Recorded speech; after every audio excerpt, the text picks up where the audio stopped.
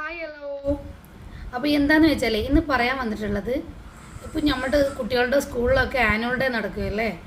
അപ്പോൾ അതിന് ആയിട്ട് ഇപ്പോൾ എൻ്റെ ഒരു കസിൻ ബ്രദർ കുട്ടിക്ക് ഈ കഴിഞ്ഞ സബ് ജില്ല ആ ഒരു ടൈമിൻ്റെ ഒരു പ്രോഗ്രാമിന് ആ കുട്ടി ഇതുപോലെ ഡാൻസ് കഴിഞ്ഞ് നന്നായിട്ട് ഡാൻസ് കളിക്കുന്ന കുട്ടിയാണ്. ഡാൻസൊക്കെ കഴിഞ്ഞ് കുറച്ച് കഴിഞ്ഞപ്പോൾ മേലാകെ അസ്വസ്ഥമായിട്ടൊരു ചൊറിച്ചിലും പ്രശ്നങ്ങളൊക്കെ ആയിട്ട് ഡോക്ടറെ കാണിച്ചപ്പോൾ കുറേ ടെസ്റ്റിന് ശേഷമാണ് അതിൻ്റെ റിപ്പോർട്ട് വന്നത്. റിപ്പോർട്ട് എന്താണെന്ന് വെച്ചാൽ, നമ്മൾ ഈ ഡ്രസ്സ് വാടകയ്ക്ക് കൊടുക്കുമല്ലോ, നമ്മൾ ഡാൻസിൻ്റെ ഡ്രസ്സ് അധികം എല്ലാ സ്കൂളിലായാലും നമ്മൾ പാരൻസ് ആയാലും ഒക്കെ ഡ്രസ്സ് റെൻറ്റിന് എടുക്കാറാണ്.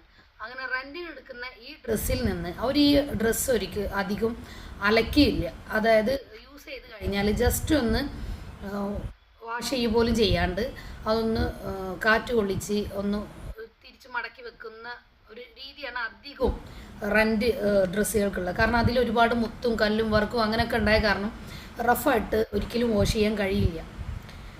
അപ്പോൾ അങ്ങനെ വരുന്ന ആ ഡ്രസ്സുകൾ വീണ്ടും ഇത് ഒരുപാട് മാസങ്ങളും ദിവസങ്ങളും ഒക്കെ മടക്കി വെച്ച് ആ സംഭവം തന്നെ വീണ്ടും കുഞ്ഞുങ്ങൾ ഇടുമ്പോൾ അവരുടെ സ്കിന്നിൽ ഉണ്ടാവുന്ന ഈ ചെറിയ ചെറിയ പ്രശ്നങ്ങൾ അത് കുറേ കഴിഞ്ഞാൽ റാഷസ് ആയി കാണാം.